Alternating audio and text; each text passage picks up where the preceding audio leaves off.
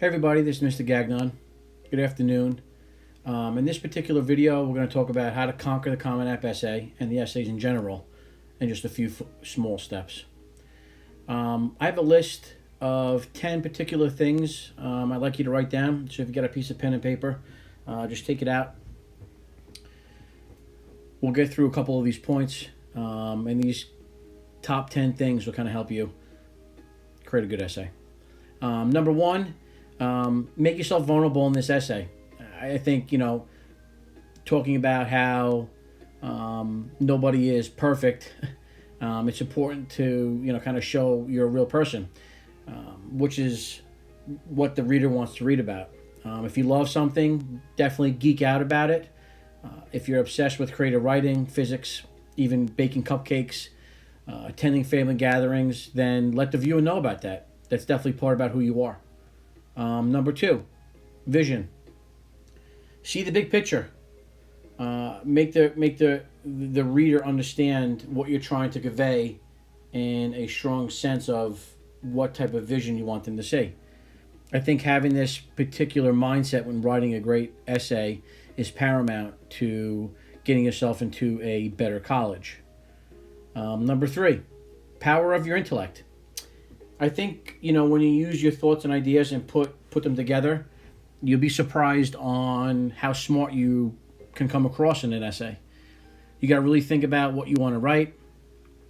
Really don't repeat yourself, and really just think about how smart you are, and how that intellectual capability can be really displayed on throughout a college essay. Number four, say a lot with a little. On the Common App essay, you only have 650 words, so there's not much room to go off on tangents and, go off on things that, kind of bother you, or, go off on things that are not really important to what you're writing about. Number five, trying to impress the reader. I think, don't come across as pompous or overconfident. It's how you word everything in this particular essay, which will help you gain a little more bonus points with the reader. People know that you're not perfect, and they want to read something that is not too pompous in terms of, oh, this person is really confident or cocky in a certain, in terms of that. Number six, don't obsess over the Common App essay prompts. I know there's 7 of them. Don't read, into each one particularly, because the they in this is the Common App and the admissions counselors. The they is, trying to prove a point to them the entire time. I've always said, write your essay first, come back, and pick one of the 7 essay prompts that fits this the best. That's the best way I can, help you guys reduce your stress and anxiety while writing these particular essays. Number 7. Don't repeat the information over and over again throughout the essay. For example, if you write about how great of a football player you are, I would state that once, make the point of it, and then move on. Don't keep coming back to it. The repetition leads the reader to become bored and not really engaged in the essay. Number 8, balance your narrative. Make sure the story you're telling to the reader comes full circle. Make sure they understand who you are. Make sure they know that this particular person writing this essay, they feel connected with you. They feel that they know you. They feel that right when you walk through the door, that's the type of student that they want sitting in their seats. Number 9, use the sensory details. Use sight, touch, smell, sense, taste. Good writers always employ these 5 senses when they're writing great essays. So the first paragraph that you write should be the most sensory paragraph that the reader is going to read. If I was sitting around the fireplace with my family and I was having hot chocolate with my brothers and my family, the taste of it, stuff like that. That's the stuff that you have to talk about. So if there's a story or or a moment in your life where you can incorporate the sound, touch, sight, smell, all those five sensories, the reader's definitely going to be highly more engaged than saying, I sat by, the fireplace and I watched the dog walk out the window. So this particular stuff all has to be put together well. Obviously, spelling, grammatical errors are going to be paramount while writing a college essay as well. Obviously, there's more stuff too, but students that want to get into the higher colleges, you can really compete with a strong college essay. It definitely bolsters your application process if you're on the borderline of getting in. If you have the same particular activities, test scores, or grades, or of another student, this essay is going to separate you. I really love, coming back to number 2, which is vision. The vision is everything in this. And if you have difficulty writing it, start doing these few exercises at home. Take a notebook, open it up, and start writing about your hobbies, who your role models are, what you like, what you don't like, what interests you the most. And writing about that will help you become successful in the near future. Again, this is Mr. Gagnon, and stay tuned to the end of this essay, to the end of this information, because I'm going to show you a motivational video, and I think it's very, very important that you watch this. It's something that I found on the internet, and I think it'll be of value to you. Again, this is Mr. Gagnon. Have a great day. Let's go Gladiators. Stay safe. Be well.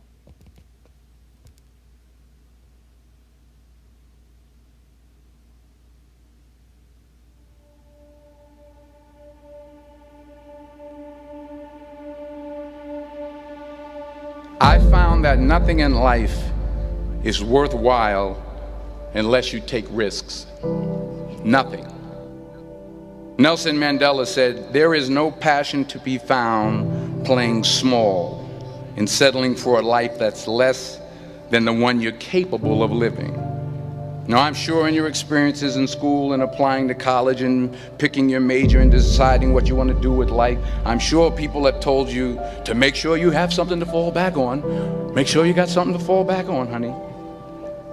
But I never understood that concept, having something to fall back on. If I'm going to fall, I don't want to fall back on anything. I want to fall forward. I figure at least this way I'll see what I'm going to hit. Without consistency, you'll never finish. So do what you feel passionate about. Take chances. Don't be afraid to fail. There's an old IQ test, was 9 dots, and you had to draw 5 lines with a pencil within these 9 dots without lifting the pencil. The only way to do it was to go outside the box. Don't be afraid to think outside the box. Don't be afraid to fail big, to dream big. But remember, dreams without goals are just dreams. Reggie Jackson struck out 2,600 times in his career, the most in the history of baseball. But you don't hear about the strikeouts. People remember the home runs. Fall forward. Thomas Edison conducted 1,000 failed experiments. Did you know that? I didn't know that. Because the 1,001st was the light bulb. Fall forward. Every failed experiment is one step closer to success. You've got to take risks, and I'm sure you've probably heard that before, but I want to talk to you about why that's so important. You will fail at some point in your life. Accept it. You will lose. You will embarrass yourself. You will suck at something. There's no doubt about it. And I know that's probably not a traditional message for a graduation ceremony, but hey, I'm telling you, embrace it, because it's inevitable.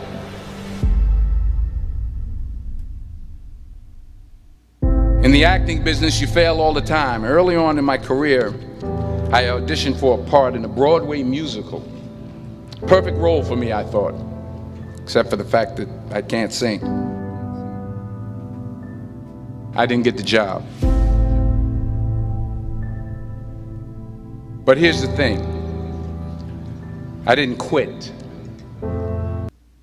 To fly a rocket ship, you need to be an optimist. No I didn't fall back. I walked out of there to prepare for the next audition, and the next audition, and the next audition. I prayed. I prayed. And I prayed. But I continued to fail, and fail, and fail. But it didn't matter, because you know what? There's an old saying, you hang around the barbershop long enough, sooner or later you're going to get a haircut. So you will catch a break, and I did catch a break. Last year, I did a play called Fences on Broadway. But here's the kicker. It was at the Court Theater. It was at the same theater that I failed that first audition 30 years prior. The point is, every graduate here today has the training and the talent to succeed. But do you have the guts to fail? If you don't fail, you're not even trying. I'll say it again. If you don't fail, you're not even trying. To get something you never had, you have to do something you never did. So imagine you're on your deathbed, and standing around your deathbed are the ghosts representing your unfulfilled potential. The ghost of the ideas you never acted on. The ghost of the talents you didn't use. And they're standing around your bed, angry, disappointed, and upset. They say, we came to you because you could have brought us to life, they say. And now we have to go to the grave together. So I ask you today, how many ghosts are going to be around your bed when your time comes?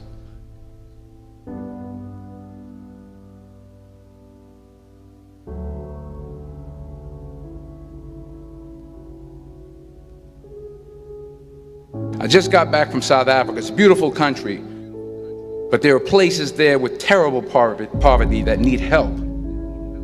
And Africa is just the tip of the iceberg. The Middle East needs your help. Japan needs your help. Alabama needs your help. Tennessee needs your help. Louisiana needs your help. Philadelphia needs your help.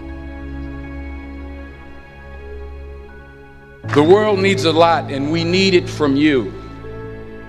We really do. We need it from you young people. I mean, I'm not speaking for the rest of us up here, but I know I'm getting a little grayer. We need it from you, the young people, because remember this. You got to get out there. You got to give it everything you got, whether it's your time, your talent, your prayers, or your treasures. What are you going to do with what you have? I'm not talking about how much you have. Some of you are business majors, some of you are theologians, nurses, sociologists. Some of you have money, some of you have patience, some of you have kindness, some of you have love, some of you have... One of the most challenging parts of meditation is what's sometimes called... have the gift of long suffering, whatever it is, whatever your gift is. What are you going to do with what you have? All right, now here's my last point about failure. Sometimes it's the best way to figure out where you're going. Your life will never be a straight path. I began at Fordham University as a pre-med student. I took a course called cardiac morphogenesis. I couldn't read it, I couldn't say it, I sure couldn't pass it. So then I decided to go into pre-law, then journalism. And with no academic focus, my grades took off in their own direction.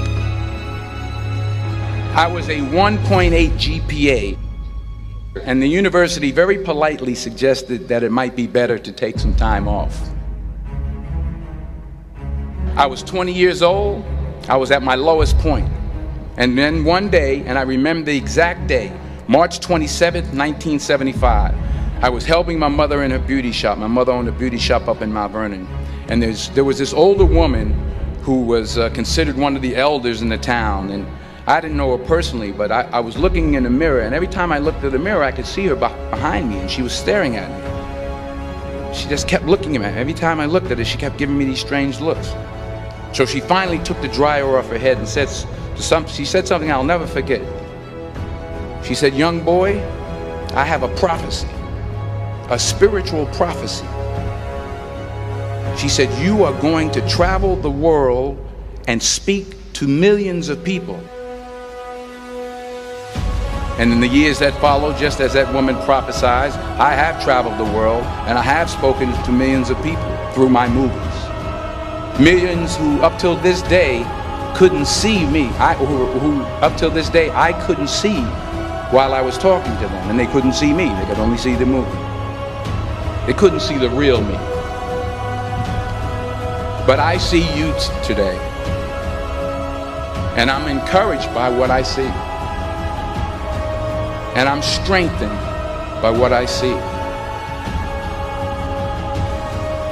Because taking risk is not just about going for a job. It's also about knowing what you know and what you don't know. It's about being open to people and to ideas. The chances you take, the people you meet, the people you love, the faith that you have, that's what's going to define you. Never be discouraged. Never hold back. Give everything you got. And when you fall throughout life, remember this: fall forward.